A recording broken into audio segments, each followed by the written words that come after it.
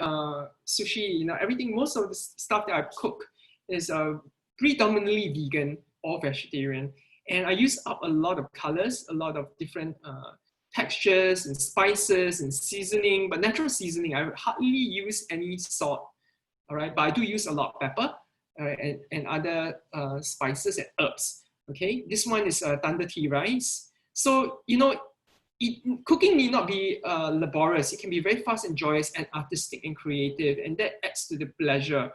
And when I cook, what I do is I prepare my ingredients maison place. Maison place means that you chop out all your ingredients nicely and put them in little bowls, and it's all prepared and laid out so that you don't have to reach out to find your seasoning or your oil when you need it at the time that you need it. This is all laid out already, prepared nicely before you cook, and it makes the whole process more seamless, more smooth, and more enjoyable. This is a vegetarian bibimbap.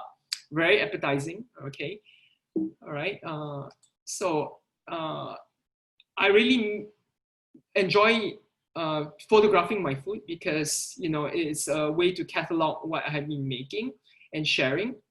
All right, now as you know, next Wednesday is Dragon Boat Festival, so it's rice dumpling season again. So these ones, credit goes to my mom. I didn't make it. She has been wrapping up vegan and vegetarian dumplings with whole chestnuts and mushrooms, all wholesome organic ingredients. Well, I recommend getting as premium quality ingredients, organic ingredients that you can afford, right? And support local farmers that do not use pesticides, GMO, and all that nasty crap, okay, that you don't want in your body. Well, this is a trick, right? You notice in my previous slide, I use a little bit of culinary foam. You see, with culinary foam, you can create it with this canister, this pressurized canister, and it instantly makes that scallop. You can sell it for like Michelin 5-star price, $20, $30 for one scallop, right? Just by adding that culinary foam and using a very big plate, you're creating a Zen piece of art. Okay, so you're elevating that scallop into culinary art, right? And sometimes I bake as well. I do have to say that I prefer cooking to baking because baking is a lot more precise. You really have to follow the recipe almost to a T. There's very little leeway for you to experiment or improvise because it's a chemical reaction, right? And that's why I prefer to cook, because I can change up the recipe and do what I want, okay? So, I mean, when you look at desserts, and you think, oh, it's sinful, not really, because what's the point of living if you can't enjoy life? So once in a while, give yourself a sweet treat and it's fine. There's nothing wrong with it. It's important that we have enjoy our food and not feel guilty and shameful about it, even if it's a sweet treat once in a while. And who says cooking has to be boring? Sometimes, I have a bit of fun, and I just create a little bit of like cute, bring out the inner child in me. I cook cute food that is not just appetizing to our stomach to create a happy belly, but also to the eyes, the senses, right? Okay. And a lot of food I eat is actually raw food, because raw food contains a lot of nutrients and it's not being destroyed in the heating and cooking process. So it's very nutrient dense and it retains a lot of water content. As such, when you eat raw food, you need to eat less. You just eat a little bit, you feel full, you feel nourished, you feel better, okay? You feel less sluggish. And this is one of my creations for raw dishes. That's totally no cooking, completely with just fruits and vegetables and edible leaves and flowers, right? And a little bit of low-fat salad cream. And you see, and that this also, you put it with lettuce leaves and you just wrap it and you fold it, and then it's already so flavorful and delight to your eyes, the senses, the palate, not just the palate. Okay, and raw food, obviously you can you think salads, and that's the easiest way. You can whip out an easy salad within 5 minutes. And this is a rojak that I did for Mother's Day. My mom likes eating rojak, so I have rambutan fruits. All right, I have jambu, I have star fruit, the lotus bud, cucumber, ginger bud, peanuts. So, but this is an Eastern salad. It can be any kind of Western style salad as well. All right, and then I have salad wraps, completely raw, completely vegan, and it's wrapped with cabbage, sometimes lettuce, depending on my mood. So I put a lot of celery, carrots, turnip, right? And none of these are cooked. You can eat them raw, completely raw. All right. So another way to have your raw fruits and vegetables, apparently we're supposed to eat 4 servings of fruits and vegetables per day. I double that, I go 8, sometimes even 12, right? Because my diet is predominantly vegetarian. So because of that, sometimes we don't have the time to, or the inclination to eat so much veggies and fruits in one go. So one quick way is to juice them. And this is my mom, cold pressing the fruits and veggies into juice. And what's the difference between, the cold pressed juice and the centrifugal juicer, all right, is that for cold pressing, you actually retain most of the nutrients as well as more of the vitamins, and you actually produce more juice. Even though the centrifugal juicer looks as if there's more volume, it's because all the insoluble fiber and all the entire fruit bits are still there, whereas the cold pressing technique excludes the insoluble fiber. All right, I'm going to shortly tell you what's the difference of soluble and insoluble fiber. But before that, yeah, this is the vast difference. Of course, cold press juicing uses up more fruits to produce that amount of juice, but it also has a longer shelf life. All right, and it also doesn't separate, so it's less foamy. And because there's less heat produced in that process, you retain more of the nutrients. All right, what's the difference between soluble and insoluble fiber? Insoluble fibers, you can think of it like celery, or that's that fibrous streaks in it, and you actually need some of it. Unfortunately, it's excluded in cold pressing because the cold presser extracts all of it separately and dumps it away, which you can then compose and use as fertilizer, right? But what it does in the body is when you take this insoluble fiber, it actually allows you to produce better poop, right? It allows you to be less constipated, and your bowel movement will flow better because the bowels will form around the insoluble fiber, allow you to pass out your motion better. So it's really much, you're assisting your body to detox and get rid of waste material, in other words, okay? So I don't waste my fruits, all right? I actually use the outside of the fruit that we cannot eat, the parts of the fruit that we cannot eat in my cooking, right? In my plating. And these are some ways, where you can use it into as a container, to make the entire dish more appetizing, more savory and looking, all right? And more colorful as well. So there's no wastage. You use up every single portion of the plant and fruit.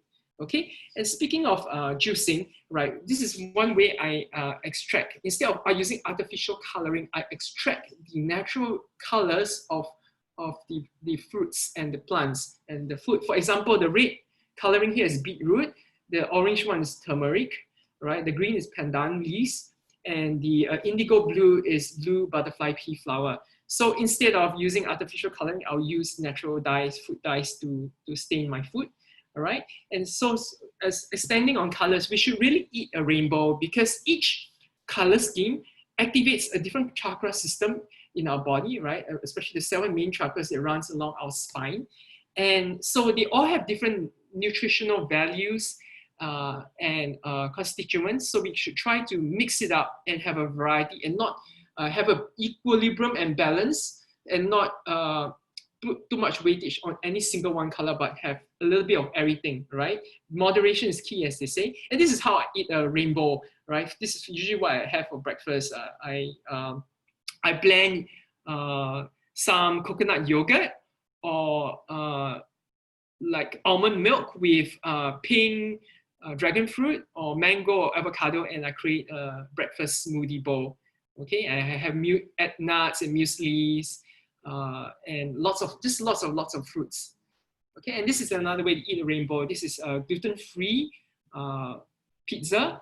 And what I did was, because all these vegetables technically you could eat raw. So what I did was I only place it in the oven for like 5 minutes, just to melt the cheese and make the entire pizza fuse together. All right. So let's move forward. And all right, as you can see in this chart, right, acid forming food is not very good for our system because in the long run, you find that it causes a lot of illnesses and ailments like cancers for you. And you look at that, it's also like corn syrup, it's all sugars, it's all like really a lot of meat, Okay, and the thing is that when you ingest meat, it's very hard for your body to digest it. So your body has to work overtime, and your body will produce a lot of stomach acid to try to break down the meat so that your body can absorb it. Okay, so for example, the myth is that you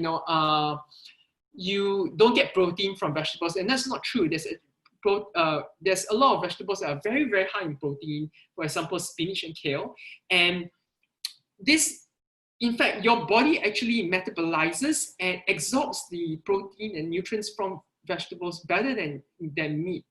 Okay, and already meat is already like decomposing before you eat it, so it further decomposes and ferments in your system, producing a lot of gas and a lot of acid and a lot of issues.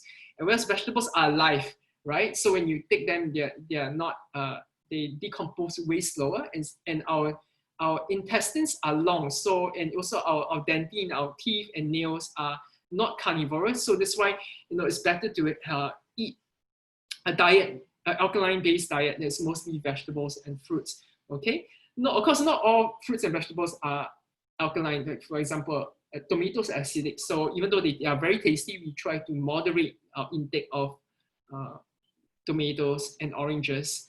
All right.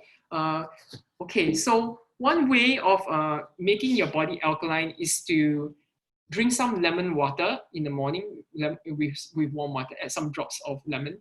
And you would think, hey, isn't lemon acidic? Yes, per se, but in our body, our body changes that acid to alkaline, okay? Don't ask me how it works, right? But it actually works that way, all right? And so it's very important to try to watch your diet and make sure that you are eating mostly alkaline food. Otherwise, you are going to be faced with a lot of health issues as you age, okay? And so food, like I mentioned, can either make you very sleepy, very fatigued, very lackluster, or it can energize you and give you a burst of energy, and you feel alive, and you feel clean, and you feel like you can have zest. And this then allows you the mental capacity, the physical vitality, and the wherewithal to go about your day, to do your chores, to do your work, to live your passions, and to live the life of your highest potential, right? But if not, it can actually rob you. On the converse, if you're not careful with your diet, you just feel so drained and so tired, and you end up sleeping more, and your body goes into trying to so hard to digest the food. Your mind mentally is not alert, it shuts down. Okay, and so some of the food that boost your energy, you notice, like cacao is one. Cacao is a good example, right? That's why a lot of spiritual practitioners have cacao ceremonies. Not only does it open your heart, it has high magnesium levels, zinc, iron, and all the phytonutrients and micro and macronutrients that your body needs. Okay, one of my favorite foods to eat is avocado, because avocado is actually the most nutrient dense, most nutritious fruit on our planet, and it's this creamy texture is healthy fat. Right, that's why that keto diet is based on all healthy fats, right? And salmon, avocado, and they produce a lot of the omega 369 that our brain needs to function. And this is how I use avocado. I usually make it into a shake, but I also put it in guacamole out of it, and we do a lot of Mexican food out of it. This is like soft tacos. Okay, and you notice all the vegetables here are raw, all right, and everything is vegetarian. Okay, I try to pick what's seasonal and what's in season, and I mix it around. All right. So I like to buy vegetables that are very unique, like red kiwi, purple cabbage.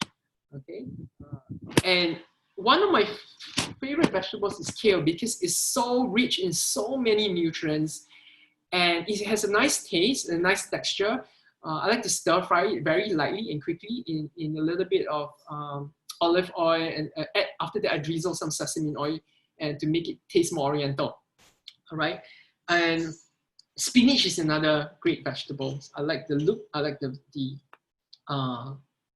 texture and the taste, and little wonder that actually kale and spinach cost a little bit more than say a cauliflower or cabbage, but it's worth that little extra expense because of the amount of nutrition that you are getting and will be digesting and absorbing into your body. All right, and spinach can be eaten again raw or cooked. and both ways taste awesome. Okay, now talk a little bit about superfoods.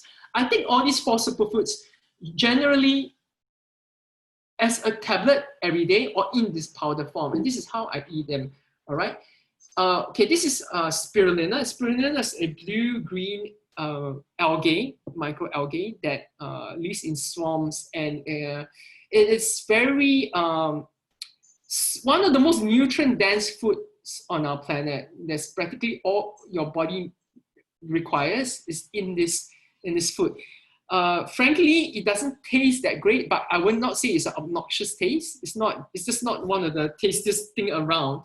And neither does it look very appetizing. It kind of looks very swarm-like, right? But it is so rich in your vitamins and your minerals that, you know, if you take this, you no longer need to take a vitamins excess already, right? You don't need to supplement your food. And this is how I use spirulina. I'll put my spirulina powder, all right, in or frozen spirulina. I'll let it melt, and then I'll blend it with yogurt. I'll blend it with banana and avocado, right? Have it for breakfast with muesli, with a medley of nuts, blueberries, and you can throw in strawberries, coconut, mint, whatever you feel like, right? So this breakfast bowl alone, right, is enough to make me feel full until dinner time. So sometimes I even skip lunch, all right?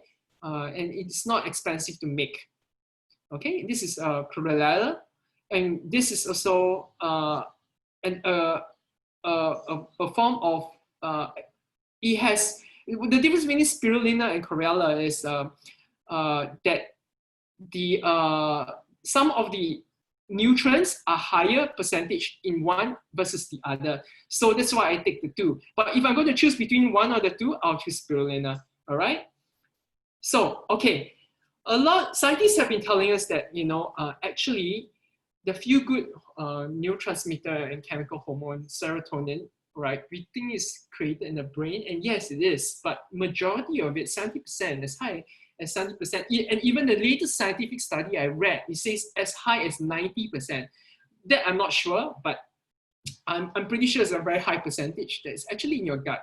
It's created in your gut. So that's why if you do not make sure that you, depression is very real, but if you do not make sure that you have adequate sunlight, hydrate yourself with water, you know, eat good whole foods, you know, take care of your gut health, exercise, move your body, then you're not giving yourself a fighting chance, right, for that anxiety and depression. And I understand this very well because personally I battled with depression very much in my younger days.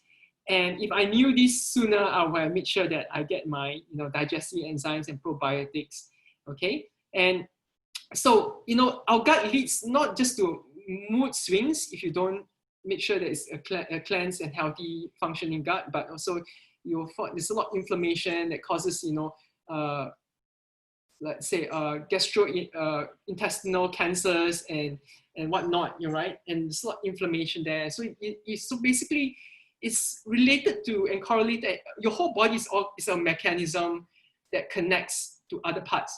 So, you know, if we help our intestinal systems to cleanse, like autophagy, right, to clear away the toxins, to assist it to in its detoxification and purification and release of, you know, junk from our body and heavy metals and whatnot, the pollution that's in our air or food or water, right? You know, then we are in for trouble because it will affect our, you know, our endocrine system, our you know, our, how to say, circadian rhythms and hormonal balance and much more, right? So these are the 5 types of digestive enzymes, the main 5 types and what they break down, all right? And a lot of these enzymes, you actually do not need to take a supplement, right? You can actually find it in your whole foods, all right? And so let me give you an example. All right, these are, as you guys know, fruits are very powerful and very useful for digesting, helping us digest, right? The fruit enzymes help us to break down food. And this, especially these 2, right? The pepin in papaya, right? Papaya is also, incidentally, one of the most nutritious fruits. Not as nutritious as avocado, but up there. So I would say avocado first, guava, and then papaya, all right? So another form, all right, that comes in more tasty, sweeter and more tasty than papaya is bromelain from pineapple. Okay, so take a lot of pineapple and papaya each day. More papaya because pineapple can be a little bit acidic to some people, especially if you're suffering from acid reflux, right? And that helps you with a lot of other stuff as well, not just to help you to digest your food. And why digestive enzymes are important? Because not only do they help you to break down the food so that your body can absorb these nutrients better, right? It helps you to prevent heartburn, acid reflux, and whatnot. Okay, so what's the point of eating food and then your body cannot break it down, cannot absorb the nutrients, and then you just pass it out? Then you're wasting that food, right? You want it to be able to help the body to absorb the nutrients from the food that you're partaking in and ingesting and swallowing down to the maximal effect. Okay, so after that, right, another way to then digestive enzymes is to ingest both pre and probiotics. What's the difference?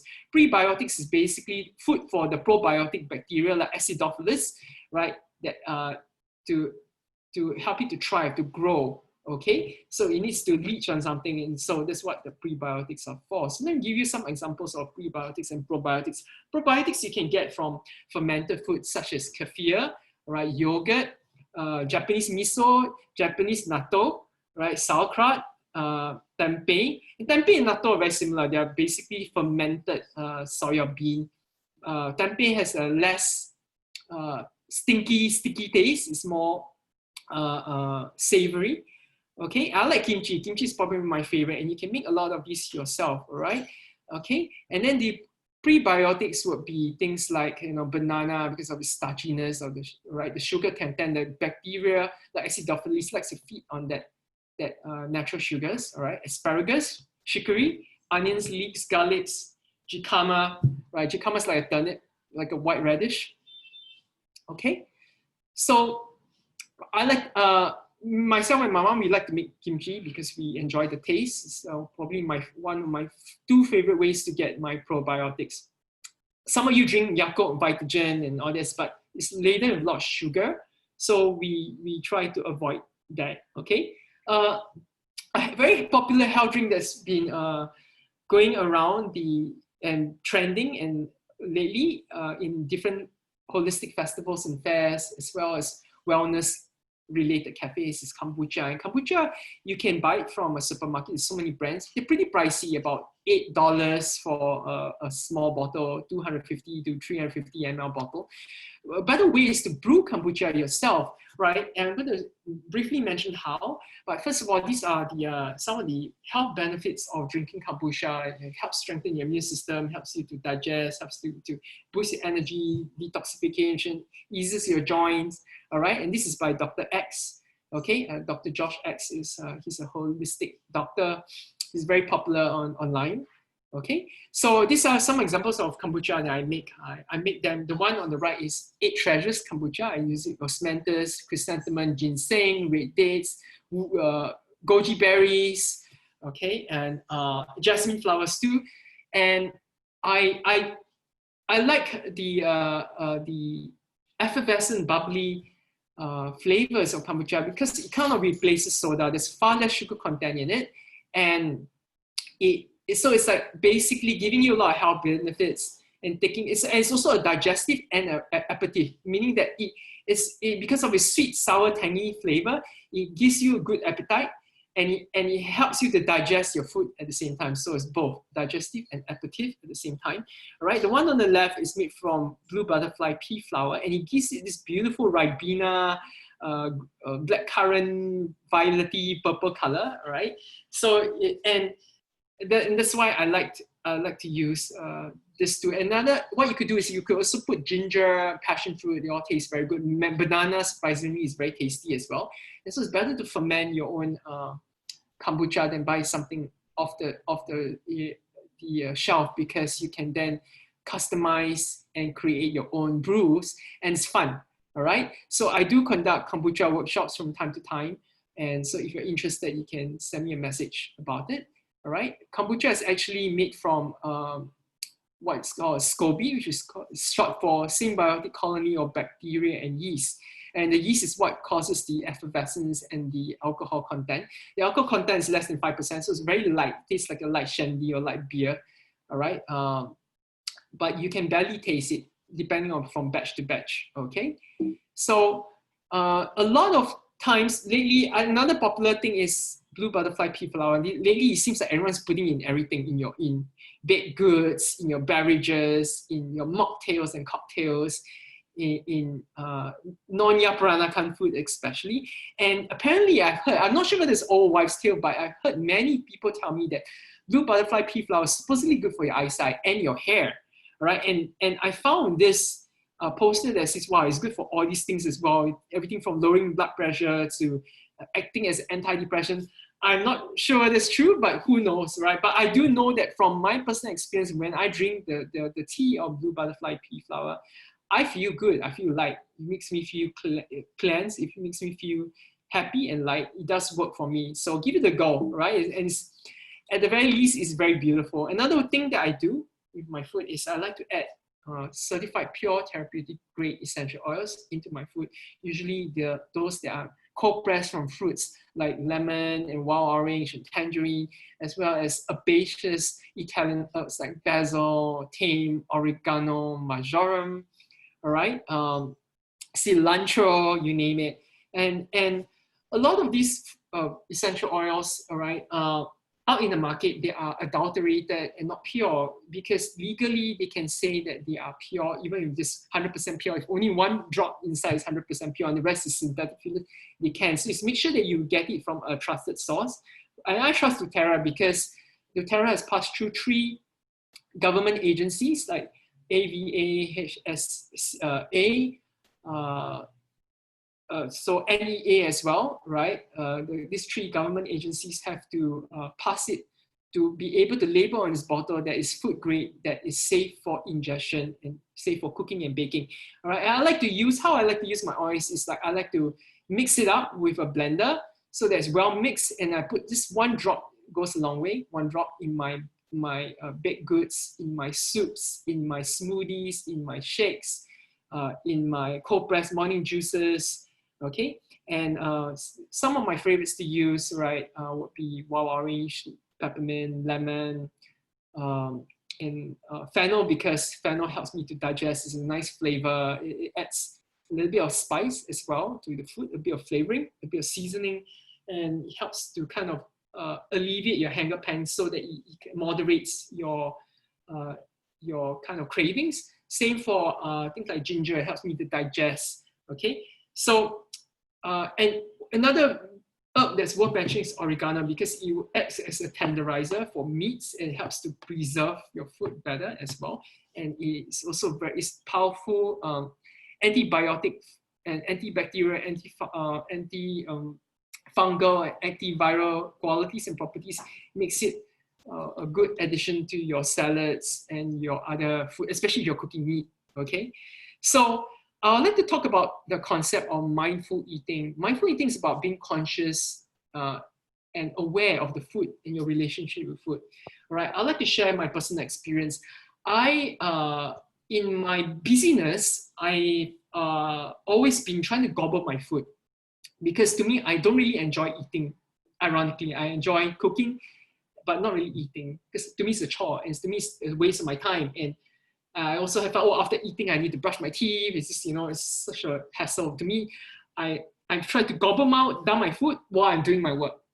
And as a result, because I'm not chewing it properly and not having a proper relationship with my food, I'm not aware of what I'm ingesting. I then cause a lot of issues.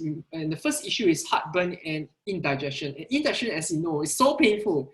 It's so painful when it happens. And it can happen for a few hours and it distracts you. You can knock you down, right? You can't sleep, you can't do anything.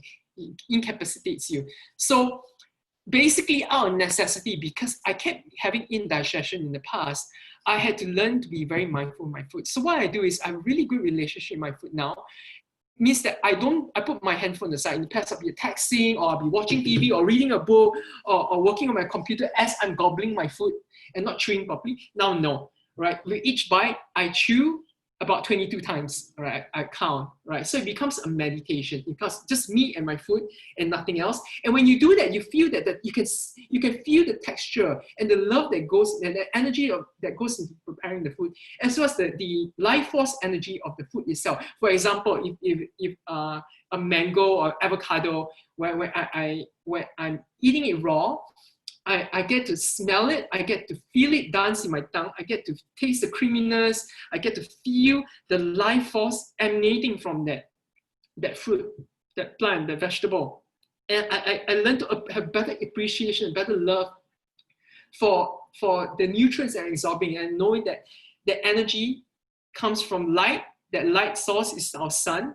That sun is being absorbed and in photosynthesis by our plants and being converted, and that energy from light we're ingesting. We are beings of light, and so we ingest light, right? So that's why we prefer vegetarian diet to meat diet, because then you absorb more of that light and life force energy by taking plants directly or sun gazing from the sun, versus taking another step, right? The animal eats the plant and then you eat the animal. There's less nutrients, there's less is less pure, so to speak. Okay, so I encourage you guys to try this, right? I also try not to talk, because when I talk while I'm eating, I'm not properly chewing, I'm not properly digesting, I'm ingesting a lot of air, and the air goes into my system and causes, again, acid reflux and indigestion. So it's just no watching TV, no nothing, no distraction, just me, my food. All right, I spend 15, 20 minutes really chewing, really enjoying. And when you do that, you eat less, you get full faster, right? You have a love relationship, a symbiotic, two-way communicative relationship with your food. And you see how you feel, because you're in tune with the food. So it's a two-way, it's giving you feedback, and you're giving it feedback as well. And you can see whether a food is good for you by just placing your hands around it and just looking and feeling its energy. Or if you can see auras, you can see the vitality, the energy that's vibrating out of the food, right? Kirlian photography can actually photograph that energy that comes from food. And you see, canned food, all this is zero, no life force, right? Hardly anything emanating. And then a fresh piece of, say, fresh piece of spinach or broccoli, wow, you can see that the life force energy is more vibrant, it extends. Okay, so you can do your own research with this online, all right? And so definitely, very important that, people tend to overeat, right? And they eat as comfort, right? Just to quell emotion because they feel sad. Some people, they eat more when they're upset and depressed, right? I'm the opposite. If I'm upset or depressed, I tend to eat less, okay? So I think it's very important to know what you are ingesting and why you're ingesting it, and how does it make you feel, not just in your mouth, but when it's inside your body, how does it make your system feel? Okay, so that's really about elevating our consciousness and our awareness and our relationship with food. All right, okay, so what's the difference between fasting and dieting? Dieting is more like a pattern of dieting is more like a choices of food, like omitting certain food, whereas fasting is more like a pattern of eating food. You're basically still taking the same intake of calories, just that you choose to intake it, right, in different successions or different sequences. And before I heard of intermittent fasting, I was really naturally doing it by default, because I used to in my younger days, at least, I used to sleep about 2, because I'm very nocturnal, I'm very productive at night, all right, when everything's quiet and cool. And then I'll wake up very late at 10. So I'll completely skip breakfast, and my first meal of the day will be brunch, okay, or an early lunch, and then I'll stop eating about 6 o'clock. So I only eat between 12 to 6. Now, what I do is I wake up at 7 a.m. every morning, and I have liquids like a bit of herbal tea with some lemon in the morning, all right, or maybe nothing, okay, and I wait till about 12 o'clock, and I'll take some cold pressed juice, and I'll start my first meal of the day, and I'll eat all the way to maybe from 10 either 10 or 12, I'll start and I'll eat all the way to 6. So I'll get all my nutrition needs within the span of just 8 hours. And that's basically the gist of intermittent fasting. So it's easy to do. Okay, and so there's many benefits because it gives you feel that you have more vitality, you feel that you eat less. Okay, you need maybe like 2 big meals a day, and that's it. Okay, and you find that it's easier for you to lose weight that way. So this is, again, intermittent fasting in a nutshell, and it's my favorite form of fasting. So I do it daily by default, right? So just eating between 10 to 6 p.m. or 12 noon to 6 p.m. and that's it. I try not to eat past 6:30 because again, if you eat too late, it's very hard to digest. Your body will store a lot of fat. You're going to get indigestion. It's not worth it. All right, so no more suppers. Supper is a thing of the past. It's only something when I did when I was young. Right, so now I have better relationship with food and I have better eating habits as a result. And I can tell you, I feel a lot different. My skin glows. I feel my eyes are whiter.